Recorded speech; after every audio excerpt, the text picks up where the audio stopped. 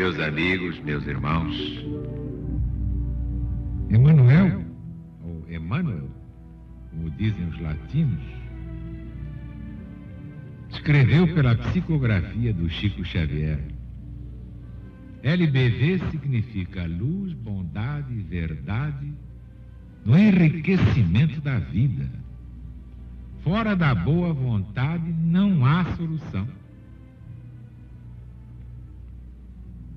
Naturalmente, quando os anjos vieram a este mundo, cantaram glória a Deus nas alturas, paz na terra aos homens de boa vontade. Claro, a boa vontade de Deus, porque dos homens, boa vontade, você já viu, né? Não há mesmo. Só os que estão na LBV. Mas, demonstrando a nossa boa vontade, estamos preparando o Brasil para a volta de Jesus. E essa é a maior de todas as notícias. Que aí vão desintegrar-se todas as grandezas e realezas humanas, toda a prosápia, toda a empáfia, toda a prosopopeia, como diz o povo, desses ídolos de pés de barro. Porque Jesus está voltando. E aqui está o seu Apocalipse segundo São João.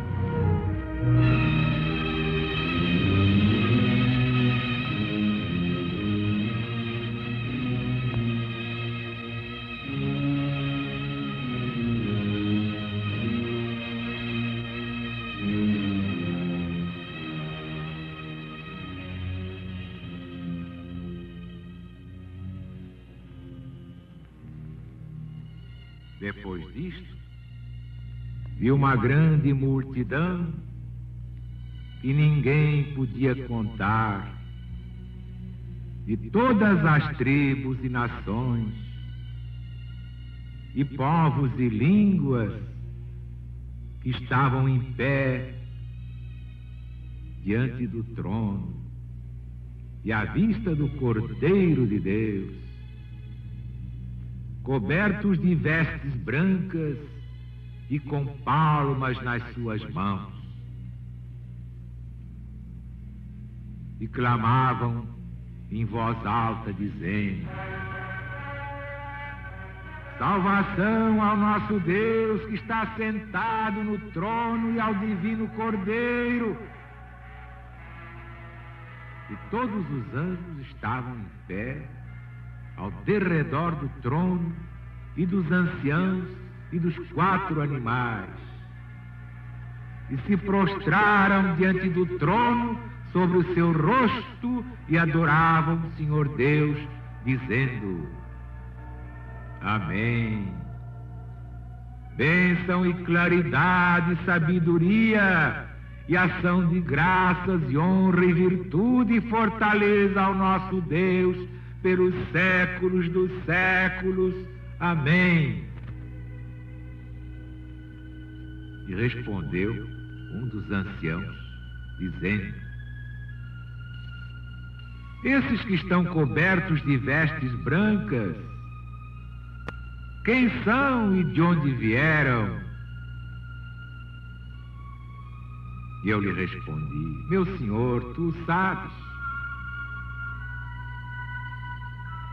E ele me disse: sim, estes são os que vieram de uma grande tribulação e lavaram as suas roupas e as embranqueceram no sangue de Cristo Jesus. Por isso estão diante do trono de Deus e o servem de dia e de noite no seu templo. E o que está sentado no trono habitará sobre eles.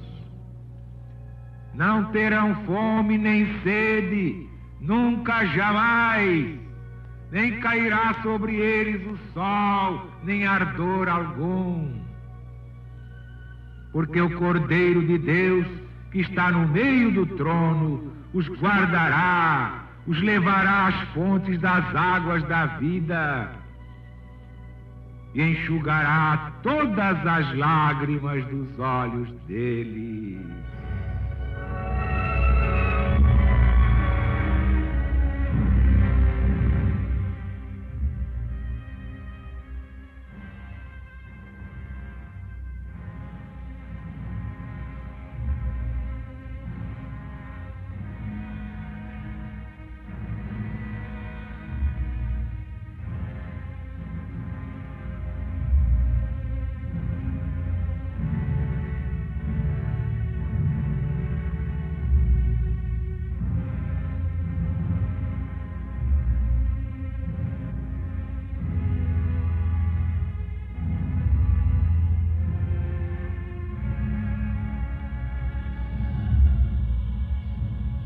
Vimos ontem os 144 mil que foram assinalados de todas as tribos dos filhos de Israel. E ficou bem claro que agora, na quarta volta cíclica, todas as tribos são todas as religiões do mundo. Israel não é uma nação de um povo exclusivo ou exclusivista. Israel significa toda a humanidade. Então, salvar apenas 144 mil em toda a humanidade parece pouquíssima coisa. Mas isto é para mostrar que poucos realmente se salvarão. Os debochadores, os palhaços no mau sentido, porque os palhaços que divertem crianças, nós sabemos que têm coração limpo. Mas os debochados, os debochadores, os mistificadores, esses fariseus impenitentes, que estão em toda a parte, criando problemas para a espécie humana, esses estão liquidados. Mas vimos ali na convocação 12 mil da tribo de Judá.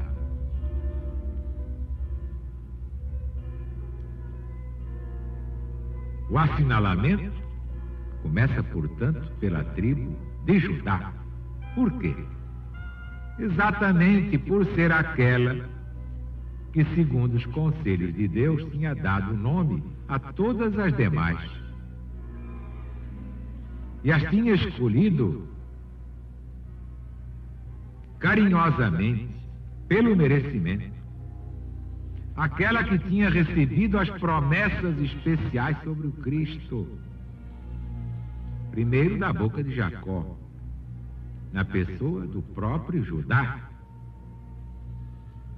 Basta ver o Gênesis de Moisés. Depois da boca do profeta Natã, já na pessoa do rei Davi, rei profeta. Está lá no livro dos Reis, Velho Testamento, da Bíblia Sagrada. E aquela, enfim, de onde tinha saído o Salvador, que por isso se chama o leão da tribo de Judá. Então, esse leão da tribo de Judá é Jesus. E aqui há uma dúvida, e logo surge uma pergunta. Por que motivo foi omitida a tribo de Dan?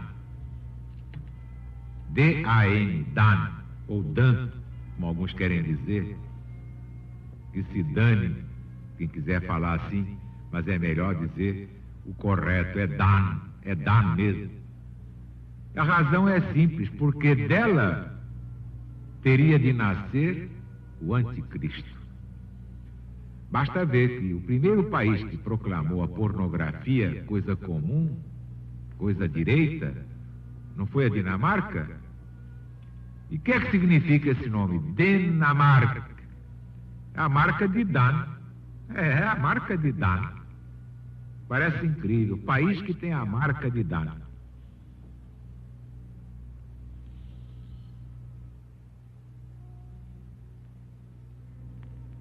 Depois de uma grande multidão, que ninguém podia contar, de todas as nações e tribos, e povos e línguas, que estavam em pé diante do trono e à vista do Cordeiro de Deus, cobertos de vestes brancas, com palmas nas suas mãos. Esta incontável multidão, pela insígnia nas palmas das mãos e pelo que se acrescenta de terem eles vindo de uma grande tribulação, bem se mostra ser a inumerável multidão dos mártires que haviam de padecer nas perseguições dos imperadores romanos, principalmente Diocleciano e Maximiano. Mas isso na primeira volta cíclica. Princípios da chamada era cristã, que de cristã ainda não tem nada. Esta era uma era satã. Era satã, mas não cristã. Vai ser cristã a partir do ano 2000. Até lá estamos ainda no reino de Satanás, na era de Satã. Basta ver que nas outras voltas cíclicas, os perseguidores já não eram mais imperadores romanos, eram os próprios senhores das almas, etc, etc, etc, etc, etc, como dizia o rei de Sudão. Vocês viram como tudo muda? Tudo muda. Interpretar o Apocalipse de uma só vez, numa determinada época, é pura estupidez. Em cada volta cíclica, os nomes são outros para as pessoas, para as nações e para os acontecimentos. Por isso falta mais um Armagedon. Este sim, neste ciclo, será o próximo e o último. No versículo 15, por isso estão ante o trono de Deus e o servem de dia e de noite no seu templo. Que tal você acha que esse templo é bonito? O templo de Deus é o céu. O céu que tem 7 céus é o infinito. O templo de Deus é o infinito. E o que está sentado no trono habitará sobre eles. Não terão fome nem sede, nunca jamais. Nem cairá sobre eles o sol, nem ardor algum. Porque o Cordeiro de Deus, que está no meio do trono, os guardará, os levará às fontes das águas da vida. Deus enxugará todas as lágrimas dos olhos deles. Vejam bem que João escreveu o que Jesus ditou, não disse estará sobre eles, protegendo-os, mas escreveu habitará, para mostrar convivência, a estável e perpétua morada que ali há de fazer como em seu próprio domicílio. E se Jesus estivesse agora no meio de vocês? Pois quando ele voltar, será assim. Vocês em volta, ele no meio, enxugando todas as lágrimas. Então não vale a pena padecer um pouco mais, com paciência. Você tem seus dramas, mas eu também tenho os meus. Quem é que não sofre neste mundo? Ninguém pode ser feliz. Que me adianta ser rico, inteligente, uma saúde de ferro e olhar e ver a miséria em volta? Tantos irmãos no inferno dos maus sentimentos. E pai que mata filho, filho que mata pai, mãe que mata filha, filha que mata mãe, amiga que trai amiga. Portanto, ninguém deve confiar segredos a ninguém. Confessar? Sim, a Deus, diretamente a Deus, ao Cristo e ao Espírito Santo. Mas a ninguém na face da terra, a não ser que seja mãe de verdade, porque até mães hoje a gente já põe em quarentena. Mas quando é mãe que se sacrifica pelos filhos, então vale a pena confiar-lhe todo o coração. Vocês viram que trecho bonito do Apocalipse? Quando Jesus voltar,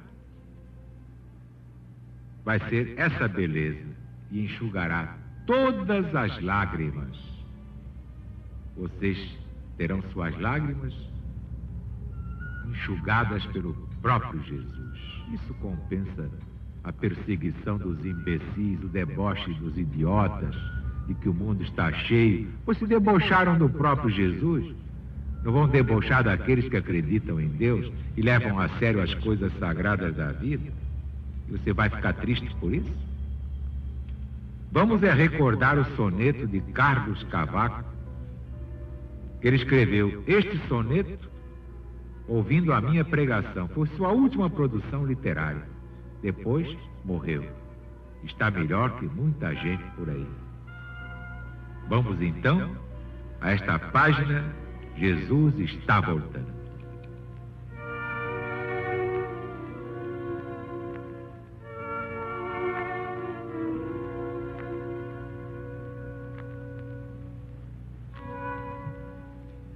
Jesus está voltando.